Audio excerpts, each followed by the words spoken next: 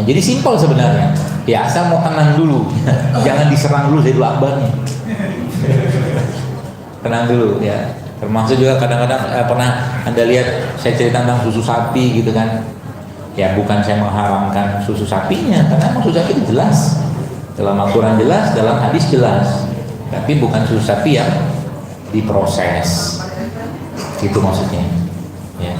Kalau susu sapinya yang fresh gitu kan, dari sapi yang jelas sanatnya, nggak masalah. Sapi yang jelas sanatnya. Ya, kalau sapinya nggak jelas sanatnya, dia ambil rumput orang, makan rumput orang, nggak halal, nggak berkah sapinya. Betul? Atau nanti lebaran Idul Adha tuh tanya nih, yang jualan kurban nih, you punya kambing itu, you punya sapi, makan rumput dari mana? Betul? Kalau rumput tetangga yang dia makan dan tetangga tidak tahu, maling namanya. Betul? Sanatnya kan. Jadi minta sama Allah. Termasuk juga tadi misalkan, tadi kan saya masukin kismis apa tadi itu kan segampang-gampang saya aja, karena bagi saya itu bagian cara kita memanjakan tubuh kita dengan apa yang Allah ciptakan. Ya. Jadi semakin kita baik bersedekah kepada kita, semakin kita bersyukur. Maka jangan lagi bilang almond itu mahal, minta sama Allah, ya Allah murahkan almond untuk saya. Bisa kan? Apa susahnya doa kayak begitu? Almond sehat. Ada baca beberapa postingan di toko saya sih. Tadi saya belum posting. Almond itu dahsyat, luar biasa, bagus banget. Termasuk dia punya kulit arinya itu juga sangat baik. Almond itu. Tapi kan bukan produk lokal kan. Kalau nggak ada produk lokal, kalau produk lokal kita apa ya, banyak kacang-kacangan lokal aja nggak apa-apa. Tapi biji-bijian maksudnya itu. Ya kalau nggak ada almond. Tapi kalau memang dapat rezeki beli almond. Ya, sebagai bentuk kita bersyukur dengan badan. Ya. Jadi dalam otak kita itu tidak ada kamus mahal. Buang kamus. Kata-kata mahal itu dibuang. Saya ajarin caranya ya. Ini kenapa kita bisa, kalau kita makanan yang sehat, maka pikiran sehat, banyak ide sehat. Gitu loh. Saya tuh pernah pengen beli jam loh sekarang. Cerita. Jam itu buat saya harganya lumayan. Berapa juta gitu kan, tapi saya merasa pengen beli jam. Namanya juga pengen. Dan kalau kita pengen beli sesuatu, beli aja gitu kan, nggak masalah. Ya. Beli, waktu itu belum ada duitnya. Terus saya bilang sama jam itu, bukan bilang sama jam, saya bilang sama Allah gitu kan, dalam bahasa doa, ya Allah tolong murahkan jam ini untuk saya pengen beli, saya bilang. Gitu caranya kan. Adalah mungkin tidak ada 6 bulan, berapa bulan kemudian Allah kasih rezeki saya dan saya bisa beli jam itu. Gitu caranya. Ini mengatur. Bagaimana kita mengatur Muslim itu nggak boleh ada kata-kata menyerah. Tidak bisa gitu. Beli jam itu, saya pakai dan saya merasa kan nggak apa kan? Kegantengan saya meningkat. Merasa nggak apa kan? Subjektif. Lucu-lucuan sedikit. Kalau ditanya jam itu jam berapa? Panjang tangan itu. Nah, singkat cerita, jam itu saya beli dan saya pakai lah. Suatu hari saya ada acara. Acara itu di mana ya? Di Lampung. Lalu saya lagi nunggu panitia jemput. Saya sholat duha. Samping saya itu ada supir taksi. Sholat duha juga, saya sudah selesai sholat duha.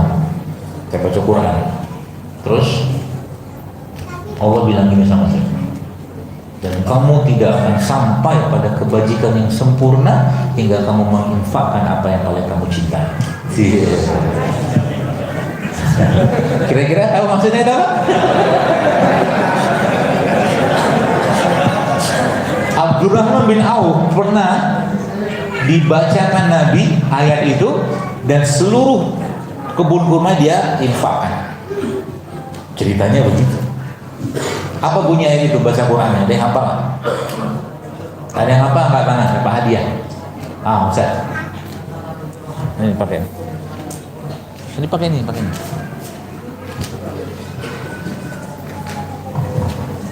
A'udzubillahi minasyaitonir rajim. Lan tanalul birra hatta tunfiqu mimma tuhibbun wa ma tunfiqu min syai'in fa Artinya engkau tidak akan mendapat sebuah kebaikan hatta tunfiqu ma tuhibbun, sampai engkau menginfakkan harta terbaikmu. lagi Zat, baca lagi. Ulang lagi. Iya. Lan tanalul birra hatta tunfiqu mimma tuhibbun wa ma tunfiqu min syai'in fa innallaha bihi alim. Artinya lan tanalul birra, engkau tidak akan mendapatkan kebaikan hatta tunfiqu, sampai engkau menginfakkan mimma tuhibbun, apa-apa yang engkau cintai. Dapat hadiah Ustaz. Masya Allah. Rezeki dari Allah. Ada yang mau lagi? Lanjutin ayatnya. Lumayan kan? Sebagaimana Anda menginfakkan uang 2.000 begitu gampang, maka kalau kita mau melatih hati kita, uang yang nilainya mungkin jauh lebih besar itu segitu mudahnya juga harus kita keluarkan. Baru nanti rezeki kita akan mudah. Banyak orang kadang-kadang 2.000 begitu gampang, ceng. Tapi ketika 100.000, masuk susah. Nggak bisa gitu. Ya, maka orang-orang soleh zaman dulu berusaha mengajarkan kepada kita hal seperti itu. Ya, mengajarkan. Maka letakkan dunia itu di tangan, bukan karena di kaki kita, di bawah kaki kita letakkan. Nanti juga sama kayak makanan beginian. Ya, sekarang mungkin kalau kita bahas fasenya kita ini sekarang, banyak orang kan masih makan gak sehat, betul? Fase kedua dia makan yang sehat, dia mulai sadar tuh. Fase ketiga dia justru makanan sehat pun tidak terlalu tertarik.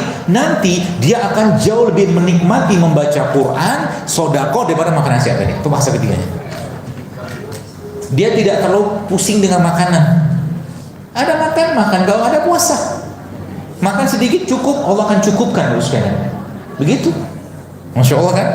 Kita tuh pada pasien baru yang awal. Ya sekarang maka kalau Anda tanya sama saya, dokter makannya apa? Nggak mesti. Ya, nggak mesti. Kadang-kadang saya adanya misalkan nasi sama sambal, saya makan sama sambal. Gitu.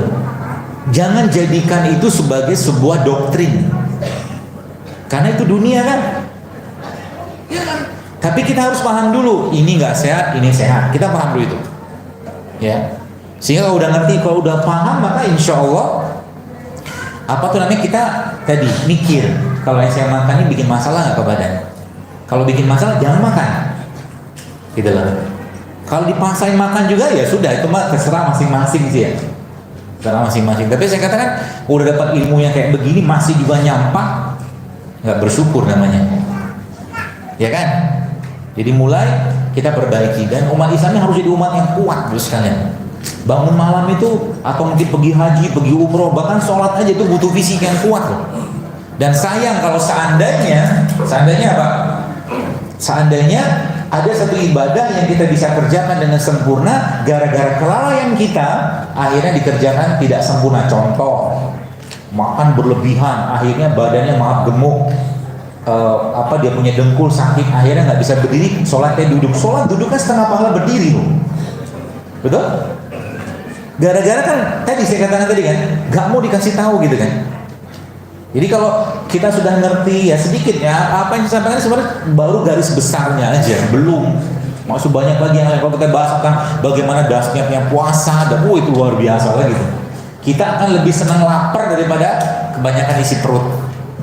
Ya, makanya itu saya katakan Allah sudah memberikan SOP guideline yang luar biasa. 30 hari Ramadan, habis itu ada 6 hari Syawal, ada Senin Kamis, ada ayam lebih, ada berbekam. Coba Masya Allah kan, jadi urutan semua tuh. Karena yang bikin, yang ciptakan gitu kan dia gitu loh. Allah yang ciptakan sekalian. Pasti ada guideline-nya, ada SOP-nya, ada manual book-nya. Baik itu dalam Al-Quran atau dari petunjuk Nabi alaihissalam. Simple.